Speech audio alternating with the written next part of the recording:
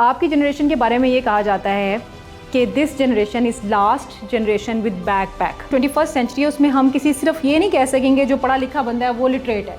कौन लिटरेट है? जो लर्न करना भी जानता है, अनलर्न करना भी जानता है और रीलर्न करना भी जानता है। इनोवेशन जो है वो आपके लिए अब इतना इम्पॉर्टेंट पार्ट बन गया हुआ है आपके प्रोफेशन का कि अगर आप उसको होल्ड नहीं करते हैं तो फिर आपके पास सवाए एक रेगुलर नौकरी के और कुछ भी नहीं रह जाएगा। 21st सेंचुरी के बारे में ये भी कहा जाता है कि this is a century of uncertainty. तो it means that you must be all the time equipped. तो ऐसे नहीं है कि हम सिर्फ टॉक शोज़ में बातें करके और उनके ऊपर कमेंट्स करके हम सारी चीज़ें कहेंगे जी इकॉनमी बेहतर हो जाए। Every person has to play his और हर रोल। आपने जो कुछ आज सीखा है उसकी इम्प्लीमेंटेशन अगले 30 साल तक जानी है। इसका मतलब ये है कि आपके पास आने वाले टाइम में जो क्लाइंट्स आने वाले हैं वो आपसे भी वन स्टेप नेक्स्ट जनरेशन के होंगे। आज का जो हमारा टॉपिक है that is about 21st century professional standards.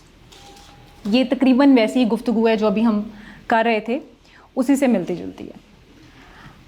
अच्छा, आप अब जब जो प्रोफेशन की बात करते हैं, और प्रोफेशन का मतलब ये है कि आपने किस तरफ को अपना सारा सिलसिला अपने अर्निंग के लिए, अपने पैशन के लिए, अपने इंटरेस्ट के लिए आपने कौन सी सिम जो है वो अख्तियार करनी है। ठीक है, और हमारा ये जो मॉड्यूल है that is about self actualisation towards professionalisation. ठीक है, अच्छा, ये इसकी तरफ आपको इसलिए लेके जा रहे हैं कि आपने अब वो जो साथ साथ आपका एक तरफ तो अभी जैसे ये बात कर रहा था बच्चा कि आपको जो है वो खुद शनासी भी सिखाई जा रही है, और दूसरी तरफ फिर हम ये भी देख रहे हैं कि आप वो भी सीखते जाएं, ये चीज़ भी रेज़ करती जाए और आपकी प्रोफेशनल ग्रोथ एंड ग्रिप्स जो हैं वो भी इंक्रीज़ करती जाएं।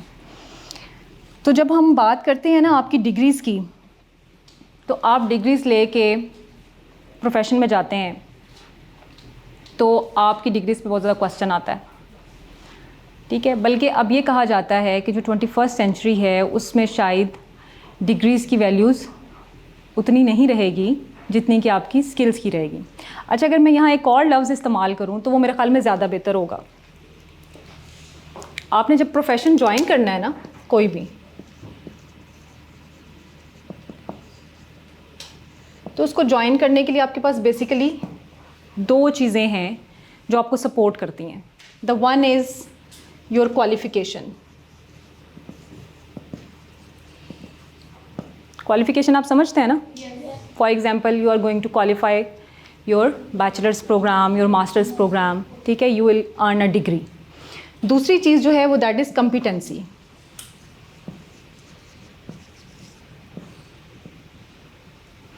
कम्पिटेंसी जो है जिसको आप कहते हैं किसी चीज़ में माहिर होना। ठीक है, अच्छा, ये फर्दर जो है ना वो तीन चीज़ों का कम्बिनेशन है। The first one is knowledge,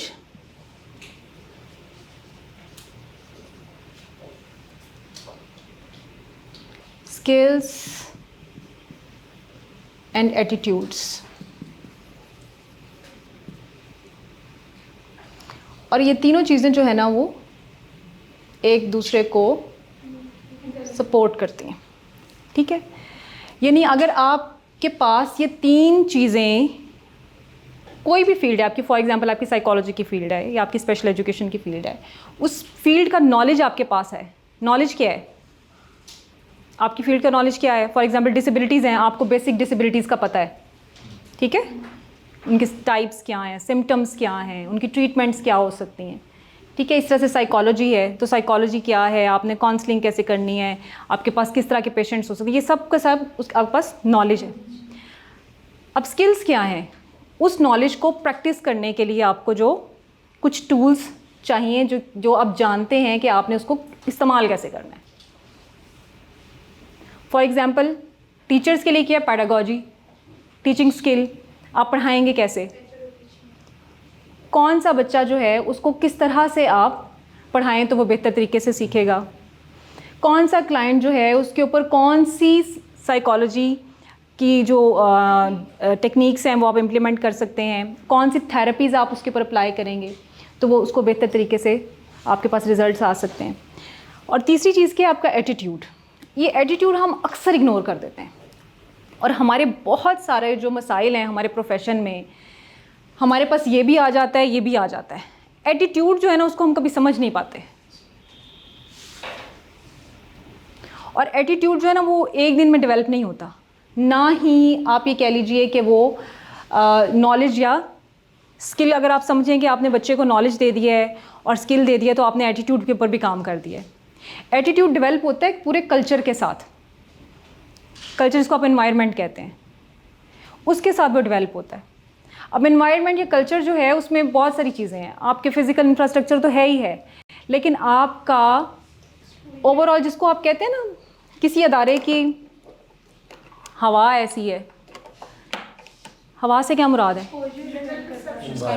environment, यानी वहाँ पे आप जाएं तो आपको कैसा महसूस होता है। कुछ अदारों में आप जाएं आपको लगता है वीरानी छाई हुई है, ठीक है।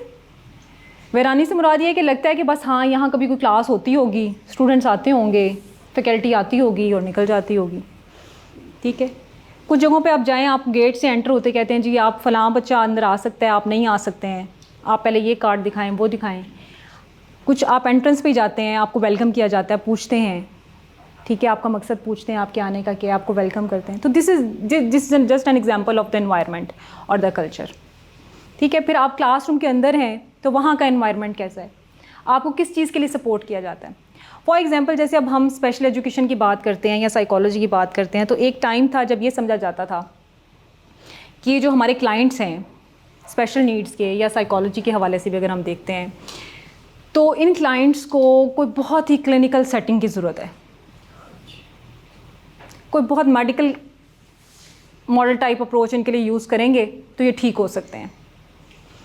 लेकिन अब ये कल्चर या ये अप्रोच या ये एटीट्यूड चेंज हो चुका है। अब ये कहा जाता है कि जब तक आप सबको शामिल नहीं करते हैं या इनको इस काबिल नहीं बनाते हैं कि आप एक नेचुरल एनवायरनमेंट में रख के इनकी चीज़ों को ठीक करें, तो ये ठीक नहीं हो सकते। इसकी एग्जांपल ले लीजिए, यानी कोई भी बाज़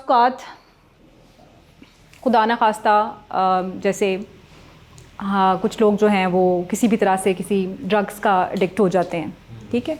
अब उनकी आम तौर पे जो फर्स्ट ट्रीटमेंट होती है वो यही होती है कि आप उनको एक अलहदा जगह पे रख के, सेपरेट एनवायरनमेंट में रख के आप उसको ट्रीट करते हैं, ठीक है। रिहैबिलिटेशन सेंटर्स भी बने हुए हैं हमारे यहाँ, ऑल दो बड़ी फर्स्ट क्लास किस्म की वहाँ पे उनको सब ट्रीटमेंट्स दी जा रही होती हैं। कंट्रोल्ड एनवायरनमेंट होता है, कंट्रोल्ड समझते हैं ना आप, ठीक है, कंट्रोल्ड एनवायरनमेंट दे देते हैं। अच्छा, स्पेशल एजुकेशन में एक लफ्ज़ इस्तेमाल किया जाता है लीस्ट रिस्ट्रिक्टिव एनवायरनमेंट, ठीक है, बैरियर फ्री भी। अच्छा, वो बैरियर्स यानी जो कि आप समझते हैं कि उस चीज़ को इन्हांस करते हैं, उस कंडीशन को इन्हांस करते हैं, आप उनको ब्रेक करते हैं, ठीक है।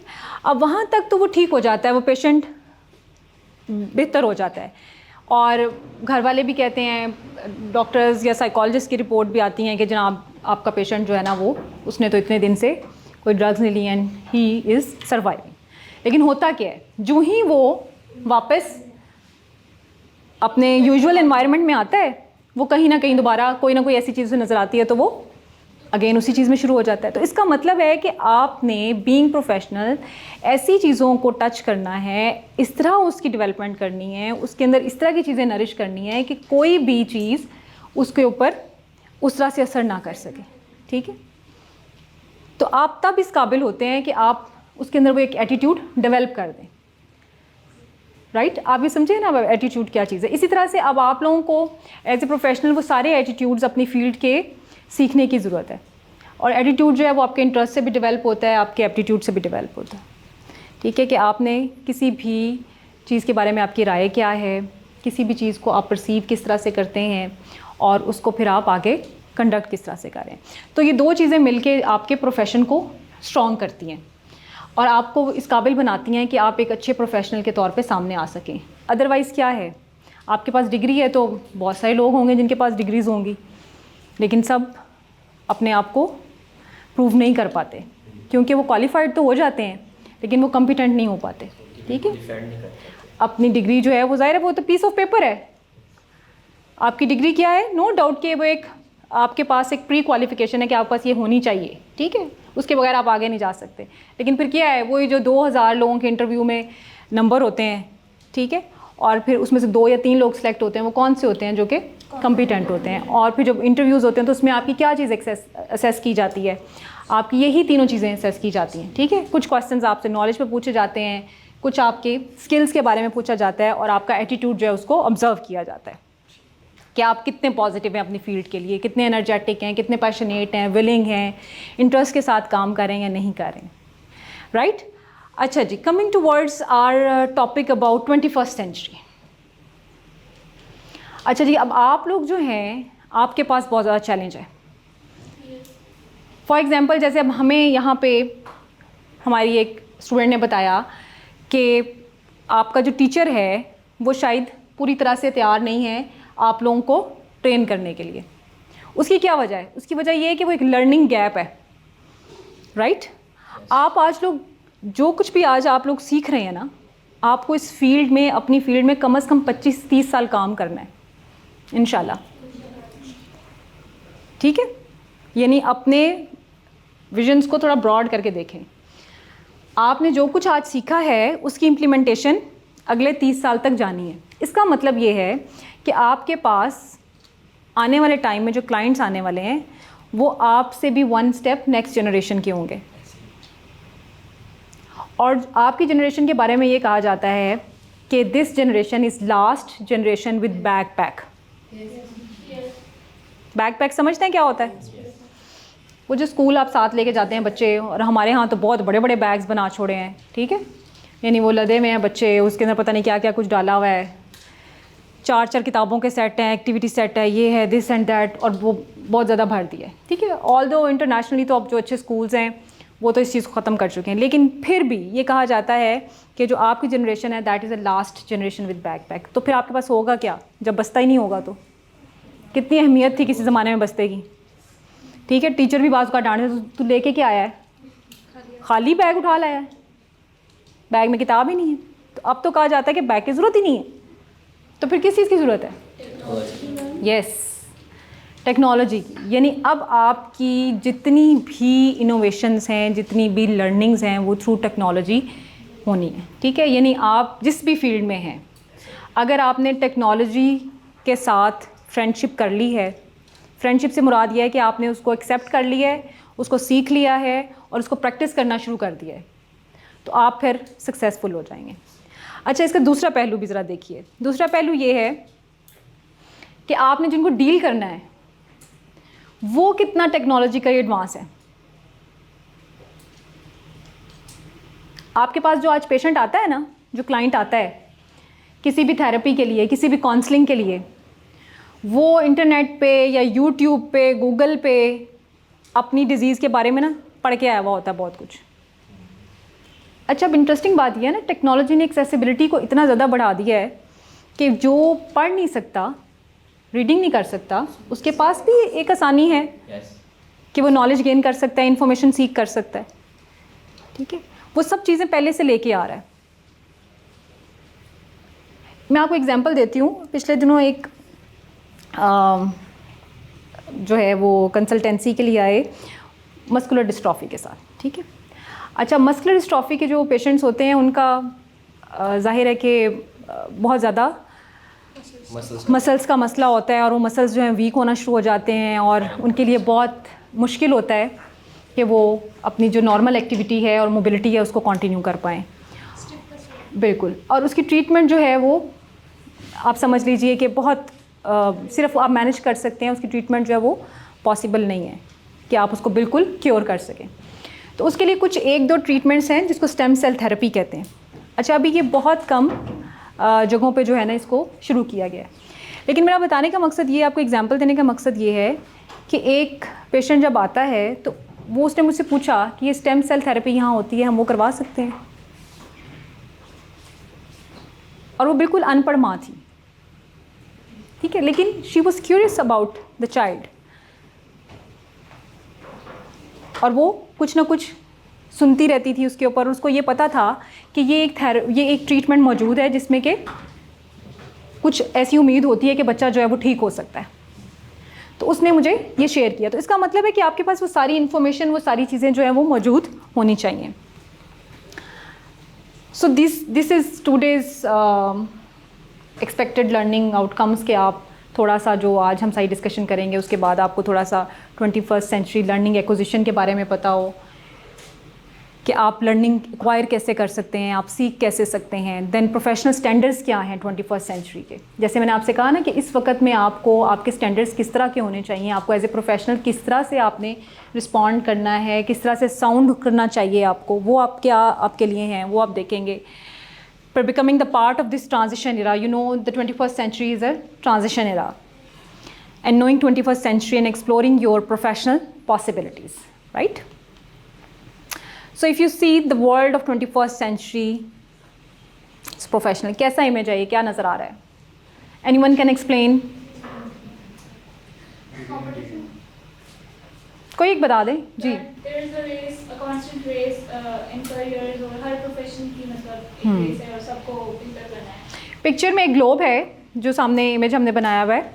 पिक्चर में ग्लोब है और ग्लोब के गिर्द जो है ना वो कुछ professionals, they are running fast and they want to achieve their target like this. कोई भी एक टारगेट है, समझ लीजिए हर इंसान की ज़िंदगी में है, हर प्रोफेशन की ज़िंदगी में है।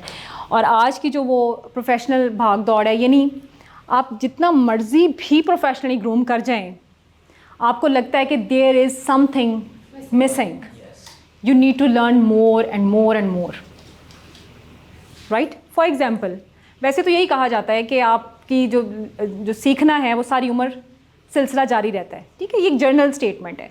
लेकिन जब हम प्रोफेशन के बारे में बात करते हैं तो आपके प्रोफेशन में every day there is a new paradigm और there is a new shift. और जो आप लोगों की फील्ड है, आप लोग बेसिकली बेशक स्पेशल एजुकेशनिस्ट हैं या साइकोलॉजिस्ट हैं।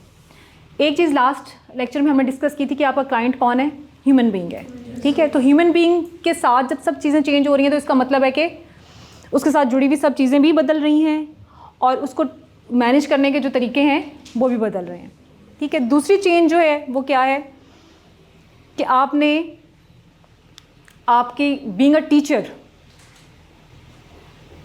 आप क्लाइंट को डील कर रहे हैं एज ए कंसल्टेंट डील कर रहे हैं या एज ए टीचर डील कर रहे हैं, तो टीचर को मोस्ट इनोवेटिव पर्सन होना चाहिए इन टर्म्स ऑफ हिज और हर प्रोफेशन।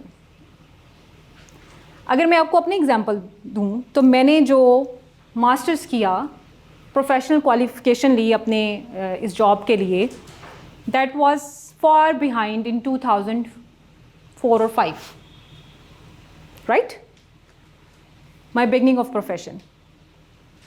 अच्छा, अब आप ये बताइए कि जो बातें मैंने उस टाइम सीखी थी, अगर बस मैं वहीं तक रहती तो क्या आज मैं इस काबिल होती कि मैं आपको क्लास में यहाँ खड़े होकर पढ़ा रही होती?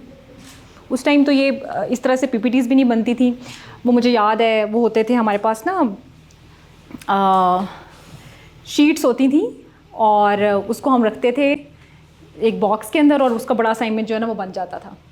मेरे ज़हन में उसका नाम नहीं आ रहा, यानी इस तरह की चीज़ें थी। ये हमारे पास PPT, yes thank you very much, overhead projectors, ठीक है। वो शायद पता नहीं आप में से किसी ने देखे भी ना हो, ठीक है। वो मतलब हमारी पीपीटी उसके ऊपर जो ना आप समझ लीजिए जो डिस्प्ले होता था, लार्ज डिस्प्ले होता था, वो उसके ऊपर होता था।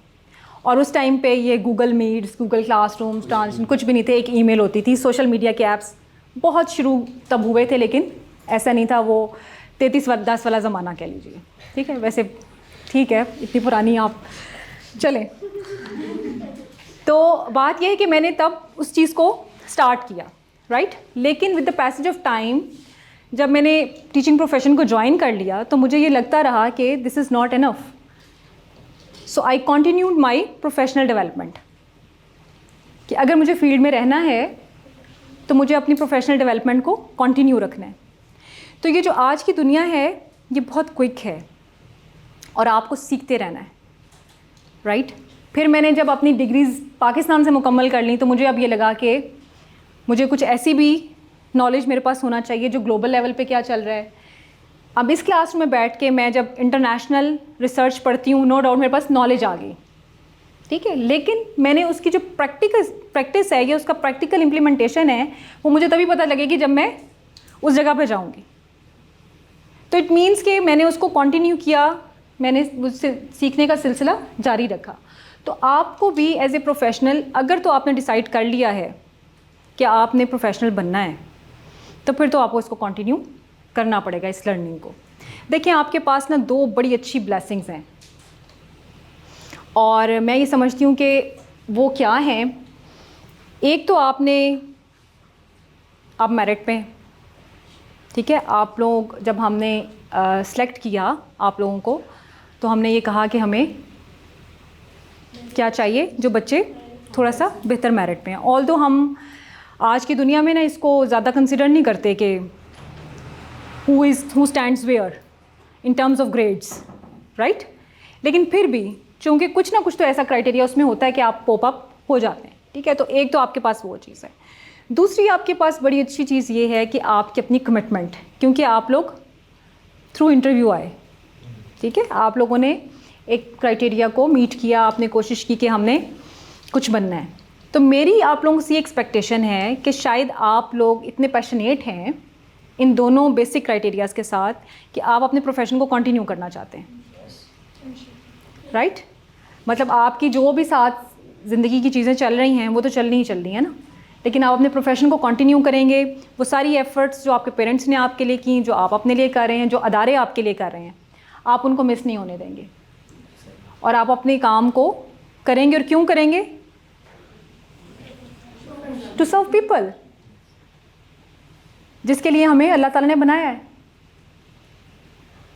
तो आपका इल्म तभी नाफे होगा ना, आपके इल्म का हक तभी अदा होगा जब आप अपने प्रोफेशन की तरफ चलेंगे, राइट। तो बात यह है कि ये सारा जो है ना गहमा गहमी का दौर है, प्रोफेशन है, और इसको आपने किस तरह से मीट करना है। तो आप क्या कर सकते हैं? आप ये नहीं कर सकते कि आप उस रेस में लग जाएं और वो जो सब भागते जा रहे हैं आपके पास कोई मुकाम हो ही ना। आप सिर्फ कर ये सकते हैं कि you can enlighten your self. आपके अपने अंदर की जो दुनिया है आप उसको जगा सकते हैं, आप उसमें से कुछ निकाल सकते हैं और उसको एक्सप्लोर कर सकते हैं कि आपके अपने अंदर क्या है और आप किस तरह से लोगों को सर्व कर सकते हैं, जिसमें आपका अपना इंटरेस्ट भी हो और जिसमें लोगों का बेनिफिट भी हो। अच्छा जी, एल्विन टॉफलर जो है ना, ये बड़ा फेमस एंटरप्रेन्योर भी है और फ्यूचरिस्ट भी है। ये कहता है कि the illiterate of the 21st century will not be those who can not read and write, but those who can not learn, unlearn and relearn. यानी वैसे हम पढ़ा लिखा किसको कहते हैं? लिटरेट किसको कहते हैं? हु कैन रीड राइट, ठीक है। अब आजकल डिजिटल लिटरेसी भी उसका हिस्सा है लिटरेट होने के लिए, ठीक है। लेकिन ये टॉफलर कहता है कि आज की दुनिया में, यानी जो 21st सेंचुरी है, उसमें हम किसी सिर्फ ये नहीं कह सकेंगे जो पढ़ा लिखा बंदा है वो लिटरेट है। कौन लिटरेट है? यस, जो लर्न करना भी जानता है, अनलर्न करना भी जानता है और रीलर्न करना भी जानता है। अनलर्न क्या है? जो आपने सीखा हुआ था आपने उसको भूल के नया सीखना है। जैसे आपने सीखा ये, अभी जैसे कोई एग्जांपल दे रहा था यहाँ पे कि जी जब कोई हमसे हार्श बात करता है या हमारे मिजाज के ख़िलाफ़ बात करता है तो हम क्या करते हैं? हमें गुस्सा आता है। इट्स नेचुरल, हमने यही देखा हमेशा, बड़ों को भी देखा, टीचर्स को भी देखा, फ्रेंड्स एंड पीयर्स को भी देखा कि जब कोई इस तरह की बात करे तो फ़ौरन उसके ऊपर गुस्सा करो, ठीक है, और उसको रिएक्ट करो। तो ये हमारी लर्निंग थी। लेकिन अब हमने उसको अनलर्न किया कि नहीं ये गलत है, और नई चीज़ क्या सीखी? रीलर्न क्या किया कि आपने अपने ऊपर कंट्रोल करना है। इसी तरह से हमने किताबों पे पढ़ना सीखा, ऐसे ही है ना, किताब पढ़नी सीखी हमने। अब हम ये कहते हैं कि वो किताब तो बस उसमें तो बड़ा, एक किताब में तो बड़ा महदूद सा इल्म था और हम उसको कहाँ उठाए लिए फिरेंगे।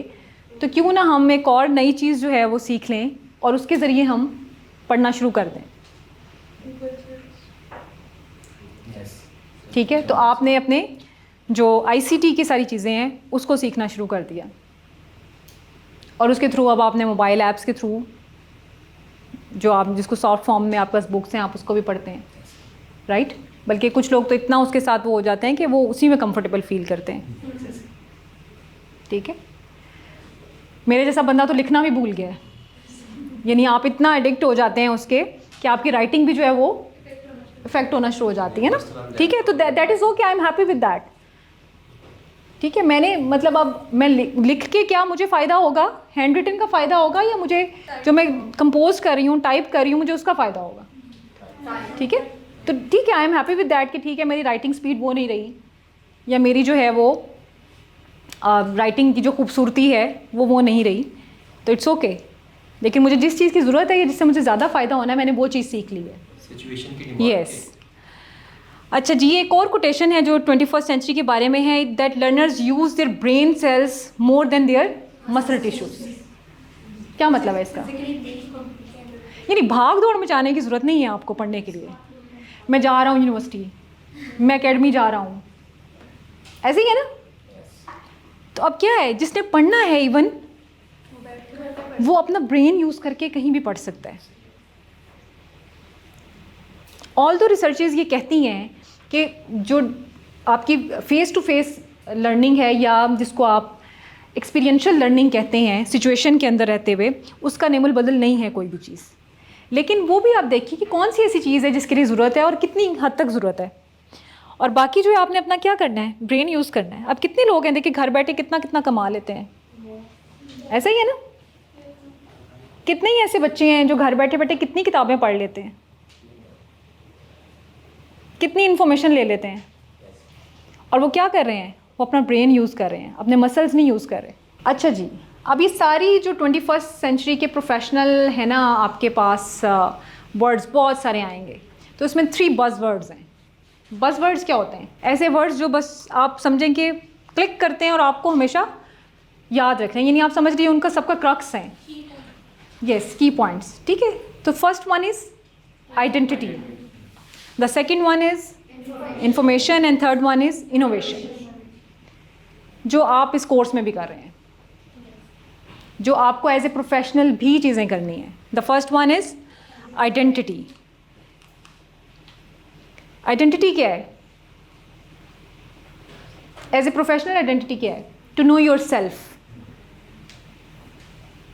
आप अपना इंटरेस्ट एक्सप्लोर करें, अपनी डायरेक्शन एक्सप्लोर करें, अपनी लिमिटेशंस एक्सप्लोर करें, अपने लाइफ गोल्स एक्सप्लोर करें,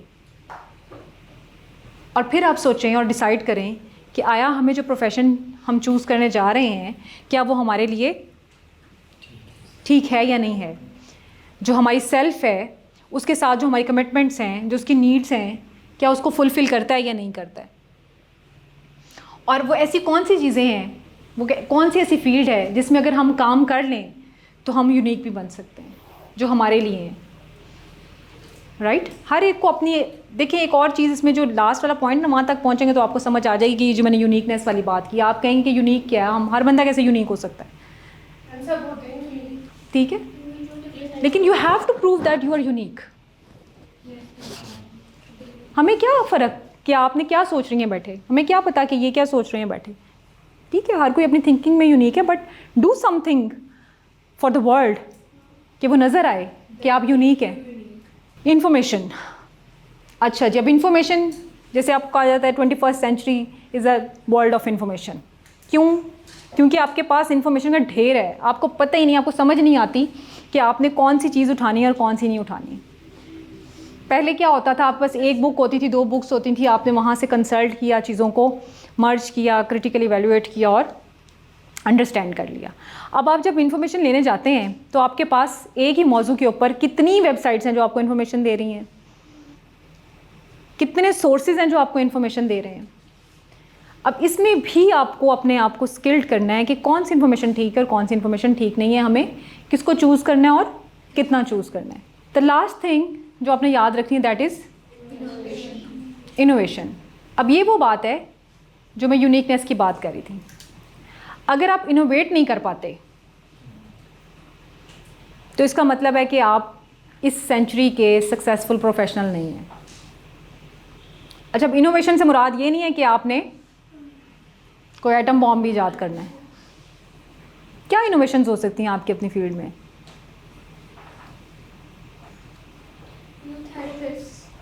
कोई भी ऐसी टेक्निक, कोई भी ऐसा मेथड, कोई भी ऐसी स्ट्रेटजी, कोई भी ऐसा नया काम जो आपको लगे किसी प्रॉब्लम का सोल्यूशन जो आपने दे दिया, दैट इज़ इनोवेशन। यानी आप वो टिपिकल रह के नहीं कर सकते, अब वही traditional conventional methods white board और वो जो है बस वो पकड़ा और आपने उससे पढ़ाना शुरू कर दिया या आपने उससे सिखाना शुरू कर दिया, that will not work for today's child और योर टूडेज क्लाइंट। आपको हर हालत में इनोवेटिव उसके अंदर रहना है। आप यानी अगर इनोवेटिव हैं आज के दौर में, आपने कोई ऐसा काम किया है कि वो आपको आपकी यूनिकनेस सामने ला सके, आपकी एबिलिटी सामने ला सके, तो आप प्रोफेशन की पीक पे जा सकते हैं। वरना क्या होगा? वरना वही होगा जैसे हज़ारों टीचर्स हैं, कितने नोन हैं? हज़ारों साइंटिस्ट्स होते हैं, कितने नोन होते हैं? हज़ारों इंजीनियर्स होते हैं, कितने नोन होते हैं? ठीक है, चलें आइंस्टाइन वाला काम तो हम सारे नहीं कर सकते, लेकिन एटलीस्ट आप अपनी फील्ड में कुछ ना कुछ तो ऐसा कंट्रीब्यूट करें ना। लेकिन आइंस्टाइन भी मतलब मैं ये नहीं कहूँगी कि आप नहीं कर सकते या आपको डिस्करेज नहीं करूँगी, you can do it and nobody knows who is going to be Einstein. आप में से कल को कोई बच्चा किसी ऐसे मुकाम पे पहुँचा होगा। जब हम पढ़ते थे तो हमें नहीं पता था कि हमने भी कहाँ से कहाँ पहुँच जाना है, लेकिन बस एक पैशन था, एक इरादा था और एक सोच थी कि अचीव करना है कुछ लाइफ में, और ये जो फील्ड चूज़ कर ली है इसके साथ जस्टिस करना है, तो फिर आपके लिए आगे रास्ते खुलते चले जाते हैं, फिर आप आगे निकलते चले जाते हैं।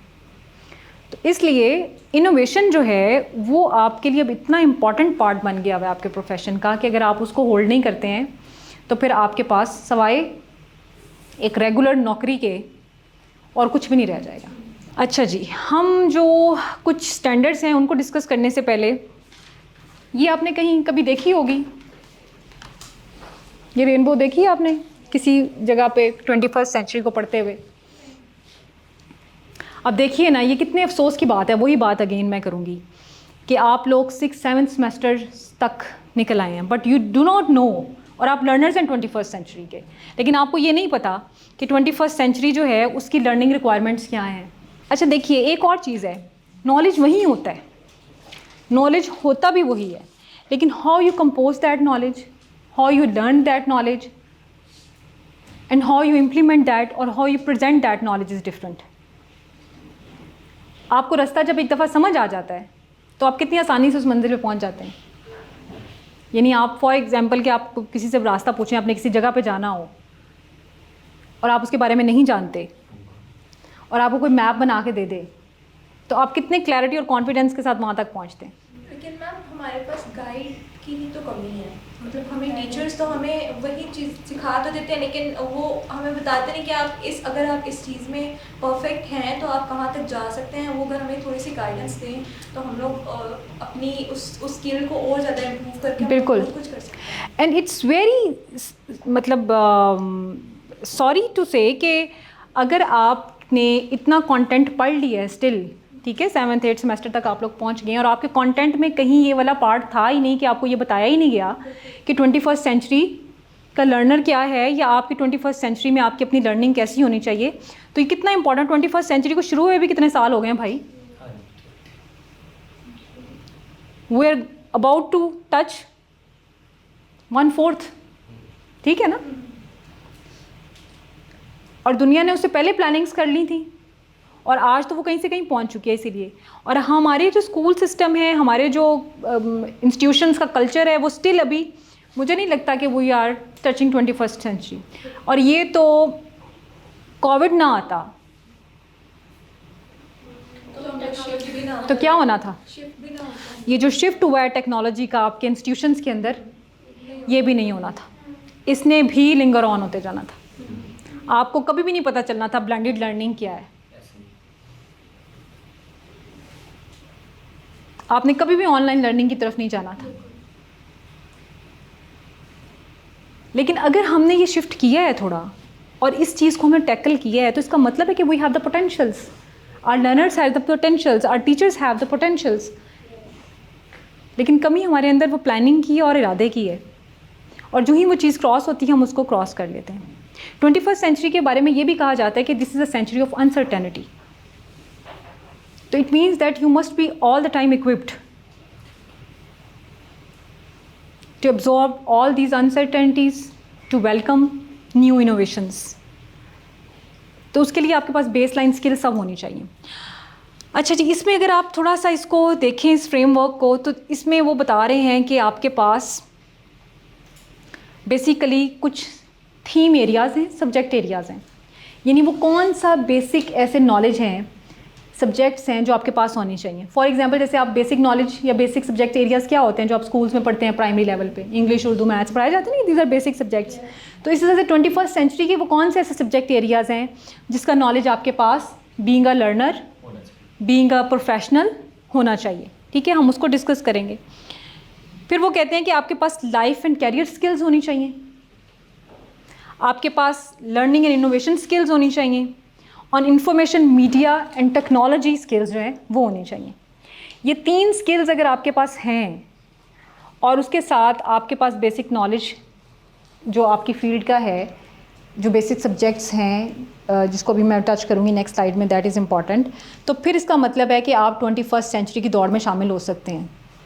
वरना क्या है, पहले आप एज एन इंडिविजुअल फेल होंगे, फिर आप एक अदारे के तौर पे फेल होंगे, और फिर आप एक कौम के तौर पे फेल होंगे, और यही हम देख रहे हैं। यानी वो कहते हैं ना जो कि अफराद जो हैं वो मिलके कौम बनाते हैं, तो दैट इज़ ट्रू। अगर एक फ़र्द फेल होता है, एक सिटीज़न फेल है, एक सिटीज़न इंडिपेंडेंट नहीं है, सोसाइटी का पार्ट नहीं बनता है, तो इसका मतलब है कि वो पूरी सोसाइटी को, आगे बहुत से लोगों को वो इफेक्ट कर रहा है, बहुत से लोगों को अफेक्ट कर रहा होता है। ठीक है, यानी वो पूरी सोसाइटी जो है उसकी वजह से सफ़र करेगी। अच्छा, इसकी कुछ बेस लाइन चीज़ें हैं जिसको वो स्टैंडर्ड्स एंड असेसमेंट्स कहते हैं, करिकुलम कहते हैं, प्रोफेशनल डेवलपमेंट, वो ये सारी चीज़ें वो कहते हैं सब में आपने जो है ना इन तीनों चीज़ों को इनकलकुलेट करना है। अगर आप इनकलकुलेट कर रहे हैं तो इसका मतलब है कि आपने अपने अंदर कोई वो सारी डेवलपमेंट्स या स्किल्स जो हैं वो डेवलप करने की कोशिश की है। अच्छा, this is important to no.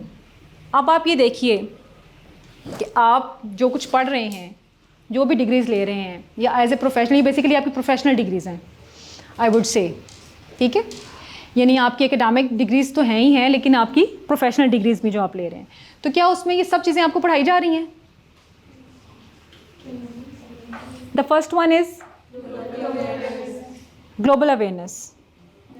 ये आप शायद मीडिया से तो ले रहे हो, लेकिन बहुत बेहतर तरीके से आपको आपकी फील्ड में शायद ना मिल रही हो, आपको आपके कंटेंट में ना मिल रही हो, नो मैटर। अब देखिए, हम उस स्टेज से गुजर आए हैं, अब हम डिस्कस कर रहे हैं कि आपने एज ए प्रोफेशनल कैसे लेना है। इसका मतलब है कि आपको आज बैठे हुए यहाँ पता होना चाहिए कि इंटरनेशनली कौन सी ऐसी नई थेरेपीज़ इंट्रोड्यूस हो चुकी हैं जो कि आपके क्लाइंट्स की हेल्प कर सकती हैं। तो उसका क्या तरीका है? उसका तरीका ये है कि आप सर्च कीजिए, पढ़िए, जानने की कोशिश कीजिए, बुक्स देखिए, कोर्सेज़ में एनरोलमेंट कीजिए। अब आपको पता है बहुत सारे फ्री ऑनलाइन कोर्सेज़ जो हैं वो अवेलेबल हैं हर सब्जेक्ट के ऊपर ऑलमोस्ट, और अक्सर यूनिवर्सिटीज़ तो फ्री ऑफ कॉस्ट जो है वो आपको ऑफ़र करती हैं, एनरोल करती हैं। अगर आपको उन चीज़ों की समझ आ जाए तो आपके लिए बहुत आसान हो जाएगी ज़िंदगी। आपके प्रोफेशनली आप घर बैठे हुए आप उस जो लेटेस्ट जो उसके अंदर रिसर्च हुई हुई है, इनोवेशन हुई हुई है, उसको स्किल को इम्प्रूव हुआ हुआ है, आप वो सीख सकते हैं। दूसरे नंबर पे देखें कितनी इंपॉर्टेंट चीज़ है, financial, economic, business and entrepreneurial literacy.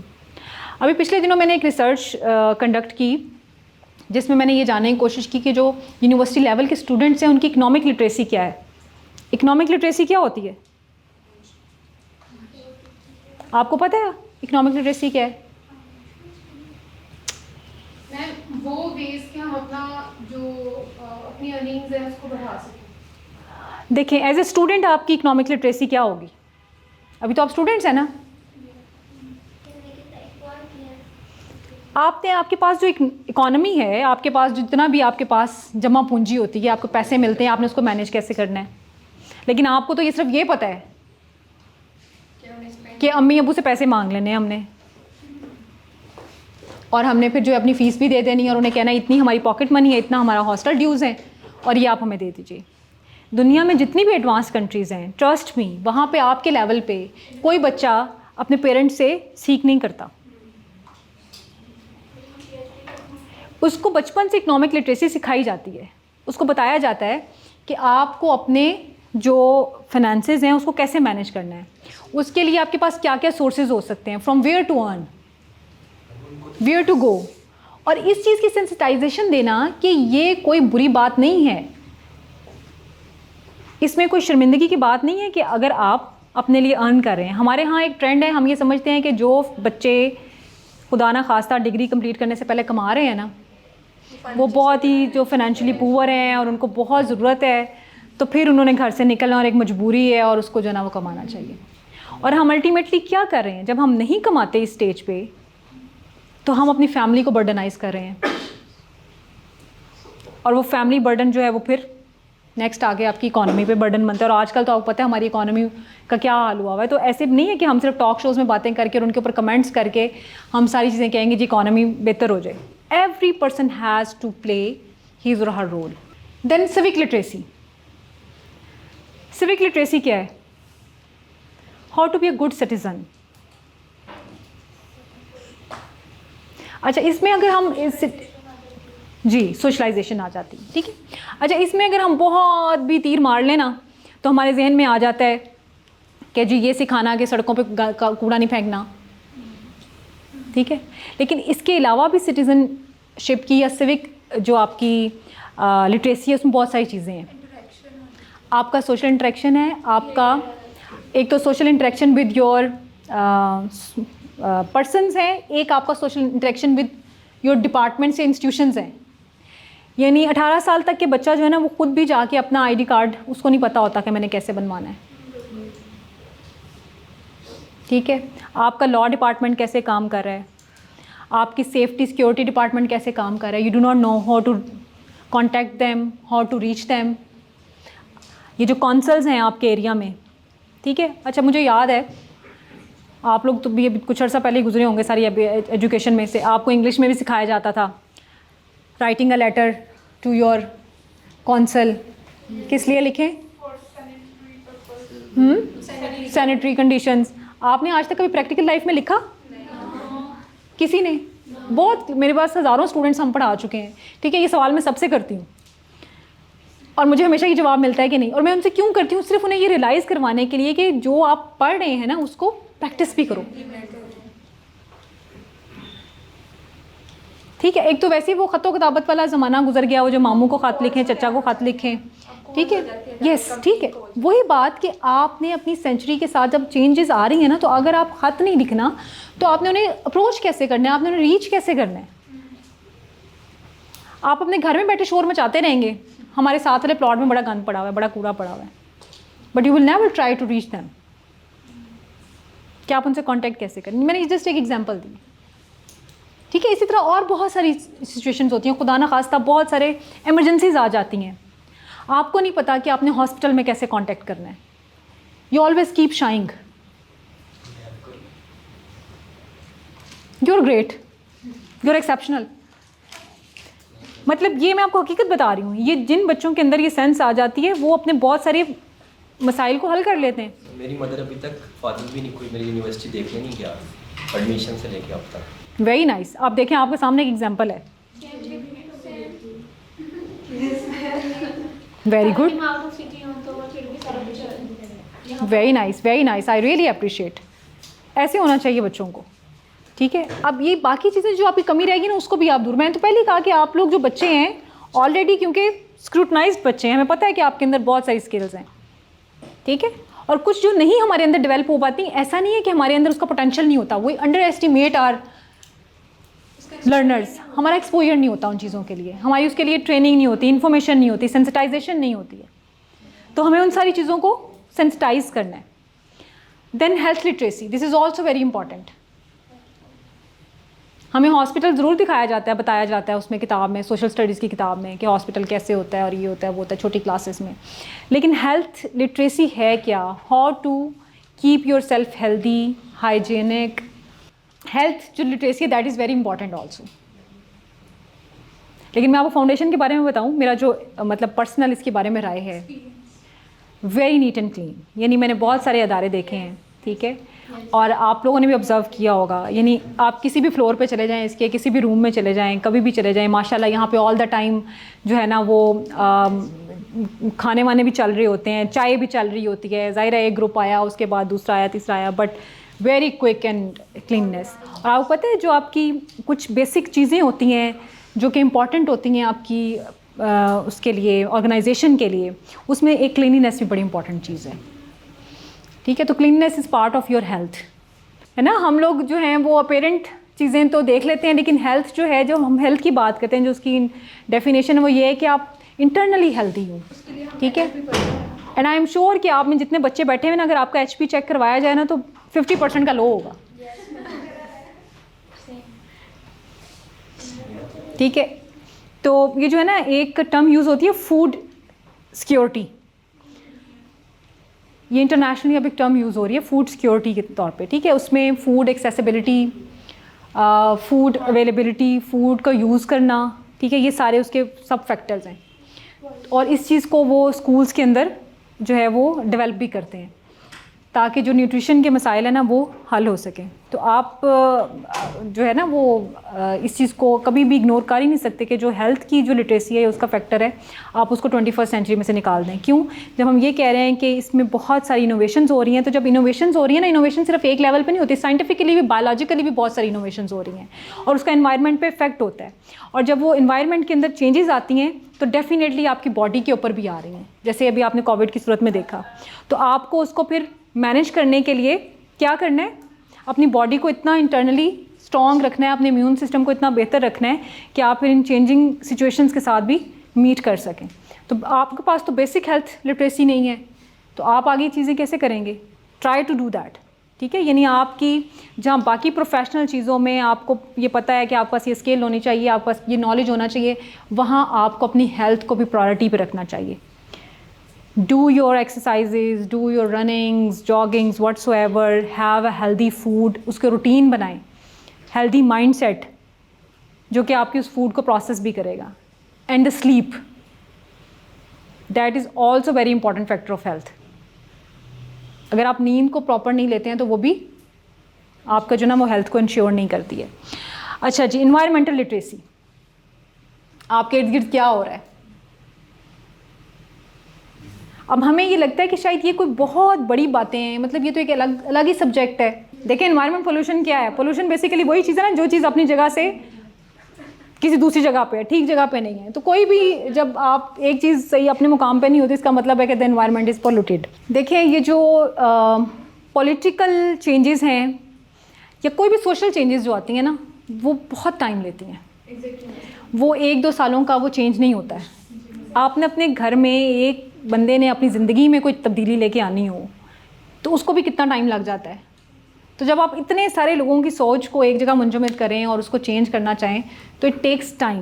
बहरहाल अल्लाह ताला से दुआ की जा सकती है कि हम जो है ना वो हमारे मुल्क के लिए बेहतर हो, जो भी हालात हैं, लेकिन हमें अपने तौर पे रोल प्ले करना है। जैसे मैंने आपको पहले कहा कि आपका जो एक एक फ़र्द है वो कंट्रीब्यूट कर रहा है हर तरह से सोसाइटी में, हर तरह से कंट्रीब्यूट कर रहा है। आप समझते हैं कोई बात नहीं, मेरा ही तो ये खर्चा क्या हो गया, अम्मी अबू उठा लेंगे, कर तो रहे हैं वो, फिर शादी हो जाएगी तो हस्बैंड का खाना नहीं देगा। ठीक है, हाँ बेचारे लड़कों को थोड़ी सी फिक्र होती है, कोई नौकरी मिलेगी तो वो जो मैंने जिससे कमिट किया हुआ है ना, उससे कोई घर जाके उसके कोई मेरी अम्मी ने या बहन ने बात करनी है, उनके लिए मतलब एक चैलेंज सिर्फ उसके अंदर आता है। वरना इसके अलावा यकीन करें उन्हें भी किसी चीज़ की फिक्र नहीं होती, वो भी कहते हैं कोई नहीं हम गुजारा करते रहेंगे अगर ये वाला चैलेंज ना आए तो। ठीक है, तो फर्स्ट ऑफ ऑल सबसे पहले अपने आप को समझें कि आपने अपने लिए अपने आप को स्ट्रॉन्ग करना है। अच्छा, then learning and innovation, again वही बात। अच्छा, ये वो सब्जेक्ट एरियाज़ हैं जो कि 21st सेंचुरी में आपके लिए ज़रूरी हैं कि आपने इनको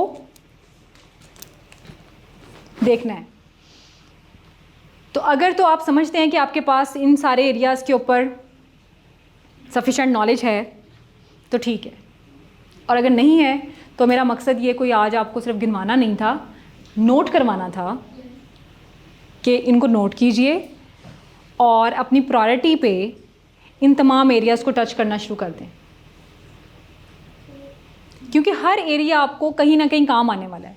ये जो सिविक लिटरेसी है ये आपको ना सिर्फ आपके इन मैटर्स में, फॉर एग्जांपल आपने आगे कहीं जाना है, कोई आपने अप्लाई करना है अपने किसी स्कॉलरशिप के लिए, इंटरनेशनल ट्रैवल पे आपने जाना है, आपको सब पता हो कि कैसे हो रहा है, क्या नहीं हो रहा, कौन सा आधार है, तो अपनी अपनी फील्ड में एक थोड़ा सा उस पर काम करना शुरू कर दीजिए। अच्छा जी, कुछ फ्रेमवर्क्स मैं आपके साथ शेयर करने जा रही हूँ जो कि इंटरनेशनल स्टैंडर्ड्स हैं टेक्नोलॉजी एजुकेशन के, राइट। जैसे मैंने आपको कहा कि अब कोई भी फील्ड जो है वो टेक्नोलॉजी से अलग नहीं, और 21st सेंचुरी में सक्सेस है ये कि आप टेक्नोलॉजी को इमर्ज करें। आपने ये तो बहुत बार सुना ना कि it's a age of technology, ठीक है। तो इट मीन्स कि टेक्नोलॉजी एक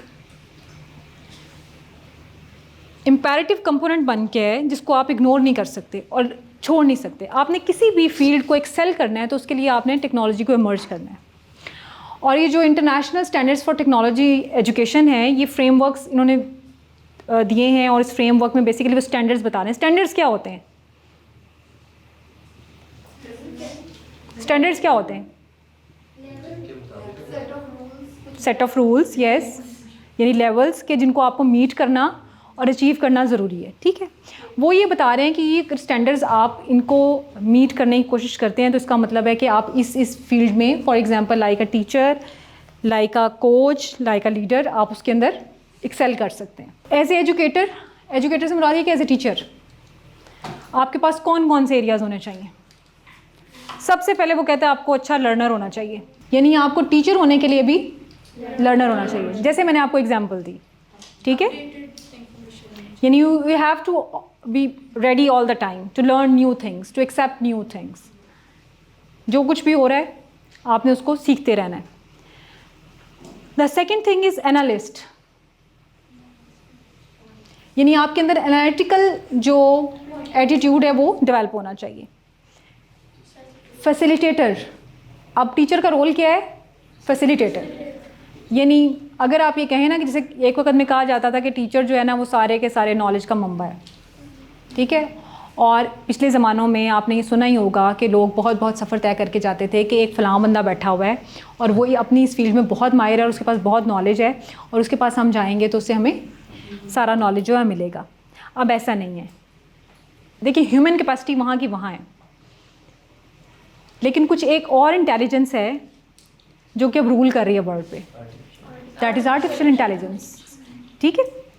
यानी ह्यूमन इंटेलिजेंस तो एक ब्रेन है, लेकिन जो आर्टिफिशियल इंटेलिजेंस है वो कई ब्रेन्स को कनेक्ट कर देती है, और कई ब्रेन्स की जो सारी की सारी उसकी थिंकिंग है, अप्रोच है, उसका काम है, उसकी सोच है, वो सब एक जगह कर देती है।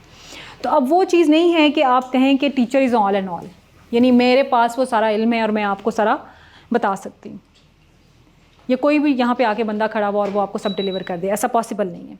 तो आपको क्या करना है फिर? फैसिलिटेटर बनना है, यानी अपने आप को इस रूप में डाल लीजिए, समझ लीजिए आपका रोल क्या है।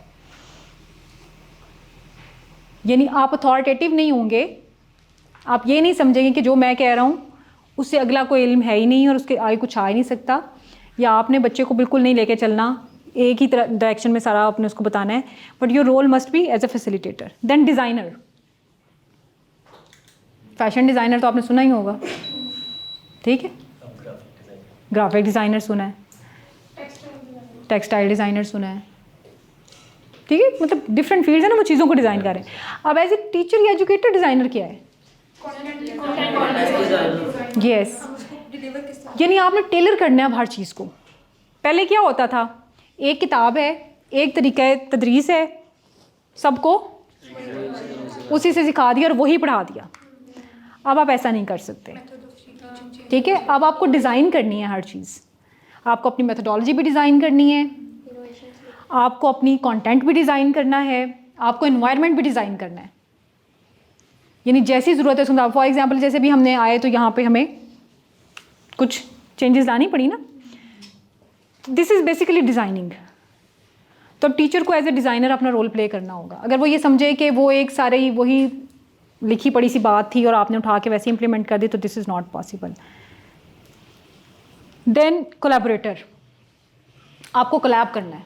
अगर आप ये चाहते हैं कि आप वाकई ही में कोई रिफॉर्म्स ला सकें, आप वाकई ही में कोई अच्छा काम कर सकें, तो यू आर अलोन और सिंगल इज़ नथिंग, ठीक है। आपको कोलैबोरेट करना होगा, डिफरेंट प्रोफेशनल्स के साथ। आपने आइडिया आप ले सकते हैं, ठीक है, but as a single person आप उसको एग्जीक्यूट नहीं कर सकते। तो आज के दौर में कामयाब इंसान भी वही है जो कि कोलैबोरेशन को समझ ले, और इसकी एग्जांपल भी आपके सामने इस फाउंडेशन की उसके अंदर नज़र आती है, ठीक है। The idea was there in the mind of Qasim Ali Shah कि एक ऐसी चीज़ या ऐसा इंस्टीट्यूशन होना चाहिए जिसके अंदर हम बच्चों को डेवलप कर सकें, but I can not do it alone, I have to collaborate and coordinate with different people जो कि अपने फील्ड में एक्सपर्ट्स हैं, और वो हमें आएँ और हमारे साथ इस चीज़ को इनिशिएट करें, ठीक है। और इसी तरह से जो यहाँ आने वाला है उसको भी पता है कि वो क्या कर रहा है, वो अपने नॉलेज को भी स्प्रेड कर रहा है, उसको पढ़ने का मौका मिल रहा है और इंटरेक्ट करने का भी मौका मिल रहा है। So it's means collaboration is very important in all aspects. Then citizen. अच्छा, ये सिटीज़न क्या है?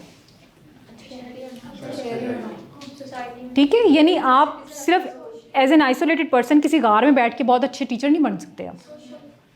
और क्यों ज़रूरी है आपको वो जानना? इसलिए कि आपको जब तक सोशल इश्यूज़ का नहीं पता होगा तब तक आप वो सारी चीज़ें अपने स्टूडेंट्स के अंदर नहीं लेके आ सकेंगे। जैसे मैंने भी आपको एग्जांपल दी कि अगर आप ये समझें कि वो जो मेडिकल मॉडल वाली अप्रोच थी वो अब नहीं चलती, अब सोशल अप्रोच जो है या सोशल मॉडल जो है उस तरफ दुनिया आ चुकी है कि आपको जो कुछ भी करना है वो इसलिए करना है कि आपने इसको एट द एंड सोसाइटी में इंटीग्रेट करना है। Then leader, how you have to lead your students, your learners, to give them a path, to show them a path। और ना सिर्फ अपने स्टूडेंट्स को लीड करना बल्कि अपनी फील्ड को भी लीड करना, राइट? अच्छा जी, एज ए कोच, वो कहता है कि सबसे पहले आपको विजनरी लीडरशिप चाहिए। कोचिंग क्या है? ट्रेनिंग, कोचिंग, ठीक है। आप लोग अपना रोल जो प्ले करें, आप as a coach, as a trainer भी अपना रोल प्ले करते हैं। उसके लिए आपको विजनरी लीडरशिप होनी चाहिए, आपके अंदर कंटेंट नॉलेज उसका डेवलप होना चाहिए। डिजिटल सिटीजनशिप, देखिए डिजिटल सिटीजनशिप क्या है? यानी अब आपकी जो सिटीजनशिप है, हमारे यहाँ तो भी फिर कुछ चीज़ें मैनुअली चल रही हैं, लेकिन आपको शायद अभी भी नहीं पता कि आपके तकरीबन तमाम अदारे भी डिजिटलाइज हो चुके हैं काफ़ी हद तक। लेकिन आपके पास अभी दोनों सिस्टम्स चल रहे हैं, ठीक है, ब्लेंडेड सिस्टम चल रहा है, यानी आपके पास वो डिजिटल वाली ऑप्शन भी है और आपके पास मैनुअल ऑप्शन भी है, दोनों कर सकते हैं। लेकिन बहुत सारी कंट्रीज़ ऐसी हैं जो टोटली डिजिटल उसके ऊपर शिफ्ट हो चुकी हैं। यानी इससे ज़्यादा क्या हो सकता है कि हेल्थ डिपार्टमेंट जो है वो टोटली डिजिटलाइज हो चुका है। पाकिस्तान की बात नहीं करी मैं, है आपकी जो प्राइवेट जैसे वो हैं, आपकी लैब्स वगैरह हैं, कुछ वो आपको फैसिलिटीज़ दे देती हैं, ठीक है। मैं बात कर रही हूँ जो जनरल हेल्थ डिपार्टमेंट होता है, बहुत सारी कंट्रीज़ ऐसे हैं जहाँ पे आपने जो अपॉइंटमेंट से लेके इवन के अगर माइनर लेवल की आपकी जो बीमारी है तो उसके ऊपर आपने जो एडवाइस लेनी है वो भी आपको ऑनलाइन मिल रही है, कि ऑनलाइन मिल रही है आपको, यस, ठीक है, बिल्कुल बिल्कुल मिल जाते हैं, ठीक है। मैं वही बात कर रही हूँ कि पाकिस्तान में भी हम ब्लेंडेड उसके ऊपर चल रहे हैं ना। हमारा जो मेन हेल्थ डिपार्टमेंट है still people have to visit because people do not know how to use digitalization. लेकिन आपके लिए as a coach, as a trainer तो कोई ऑप्शन बाकी बचती ही नहीं है ना कि आप ये चीज़ सीखें ना। अगर आपने as a coach, as a trainer ये चीज़ नहीं सीखी है तो आप तो वहाँ खड़े होने के काबिल ही नहीं है। You can not teach them, you can not tell them. Then professional development, ठीक है, प्रोफेशनल डेवलपमेंट यानी you have to continue your professional knowledge and skills. Digital age learning, again वही बात है कि आपने फिर उसको सीखना है। Teaching, learning and assessments, assessment is also very important to know different forms for assessments, right. अच्छा जी, एडमिनिस्ट्रेटर्स के लिए क्या है, यानी जो एडमिनिस्ट्रेशन के अंदर इनरोल होते हैं या एज एन एडमिनिस्ट्रेटर भी काम कर रहे होते हैं, उसके लिए उनके लिए क्या है, visionary leadership. Again visionary leadership के बगैर तो आप कुछ भी नहीं हो सकते ना, चाहे आप एज एडमिनिस्ट्रेटर काम कर रहे हैं या आप एज ए कोच काम कर रहे हैं। डिजिटल सिटीजनशिप भी इनको चाहिए है। सिस्टमेटिक इम्प्रूवमेंट, सिस्टमेटिक इम्प्रूवमेंट क्या, you have to continue and look into the system और उसको आपको इम्प्रूवमेंट करते रहना है। यानी आप ये नहीं सोच सकते कि आज 5 साल पहले आपकी ऑर्गेनाइजेशन जैसे चल रही थी या आपने उसके लिए जो प्लान किया हुआ था आप आज भी वैसे रखेंगे, उसको आपको शिफ्ट करना होगा। देन प्रोफेशनल प्रैक्टिस से मुराद ये है कि आप अपनी जो प्रैक्टिसेस हैं जो आपकी चल रही हैं उसको आप प्रोफेशनली लेके चलें। ऐसे नहीं है कि बस रैंडमली जो भी आया हाँ जी ठीक है हो गया, जैसे हमारे अक्सर सरकारी अदारों के माहौल है। If you are saying something you are responsible for that. अगर आपने ये कहा है कि कागज़ ख़त्म हो गया है तो इसका मतलब है कि कागज़ वाकई ख़त्म हुआ होना चाहिए, आपने उसको टाला नहीं है। अगर आपका टाइम अभी 5 मिनट भी रहते हैं तो you have to listen the person and respond them, ठीक है। यानी आप ये नहीं कह सकते कि टाइम ख़त्म हो गया है कल आइएगा। तो ये प्रोफेशनल प्रैक्टिस है जो कि एडमिनिस्ट्रेटर को करनी है। अच्छा जी, एक तो हम अभी थोड़ी सी एक्टिविटी क्लास में करेंगे, दूसरा ये आपकी एक असाइनमेंट है। आपके साथ कोई गूगल फॉर्म शेयर हुआ है अभी या नहीं हुआ? ओके, एक गूगल फॉर्म शेयर करेंगे आपके साथ नूर। उसमें बेसिकली ये हम जानने की कोशिश करेंगे कि आप एज ए प्रोफेशनल कौन सी फील्ड या करियर चूज़ करना चाह रहे हैं, ठीक है। उसमें कुछ 4-5 क्वेश्चंस हैं। इसका मकसद ये है कि एक तो हम आपका इंटरेस्ट जान सकें, दूसरी हमारी कोशिश ये है कि हम आपको किसी ना किसी तरह आपकी जो इंटरेस्टेड प्रोफेशन है उसमें कहीं इंगेज कर सकें, आपको कोई अपॉर्चुनिटी जो है वो हम दे सकें, ठीक है। तो उसको आपने बहुत वाइसली जो है ना उसको आपने रिस्पॉन्ड करना है। And that is an open ended question year. Open ended आप समझते हैं ना, यानी आप उसको रिस्पॉन्ड कर सकते हैं, but that is limited to 3 to 4 lines, कि आपने जो अपना रिस्पॉन्स है वो 3 to 4 लाइन्स के अंदर आपने देने की कोशिश करनी है, ठीक है। तो उसमें आपने अपना इंटरेस्ट भी बताना है, 2-3 प्रोफेशन चूज़ कीजिएगा रैंक करके, what is your priority 1, 2 and 3, ठीक है। और फिर एक क्वेश्चन ये भी है कि why you want to choose that. और ये आप जब करके लाएंगे, बल्कि आप उसी में दे देंगे तो नेक्स्ट इंशाल्लाह हम इसके ऊपर थोड़ी सी प्लानिंग भी कर लेंगे। अच्छा जी, यहाँ तक जो हमने बातें की, इसमें कुछ पार्टिसिपेट करना चाहते हो आप?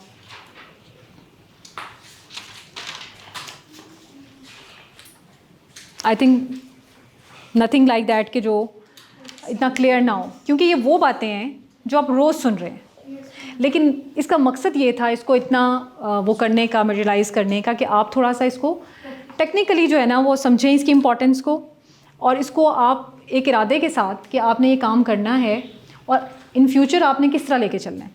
क्योंकि देखें, आप जैसे मैंने आपको बताया कि आप जो आज काम कर रहे हैं ना वो आपके साथ आगे 25-30 साल चल रहे हैं।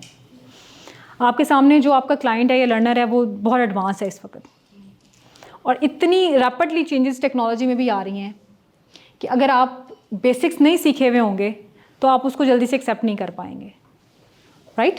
एक minor difference digital age learning और डिजिटल सिटीजनशिप में। Digital age learning and digital citizenship. देखिए, सिटीजनशिप तो most relevant to those task है जो कि आपके सिटीजनशिप के हवाले से रिलेटेड है।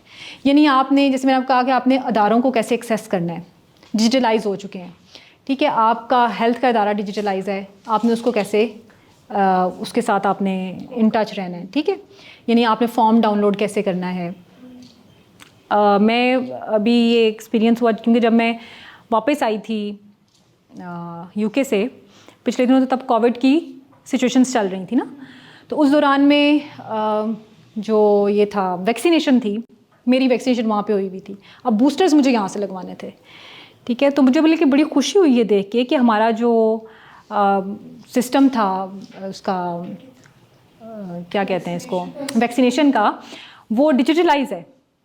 यानी मैं जब सेंटर पे गई तो उन्होंने कहा कि आपका रिकॉर्ड मौजूद नहीं है, क्योंकि मेरी वैक्सीनेशन यहाँ पे नहीं थी, राइट। और उसके लिए उन्होंने कहा कि आप वेबसाइट पे जाएं।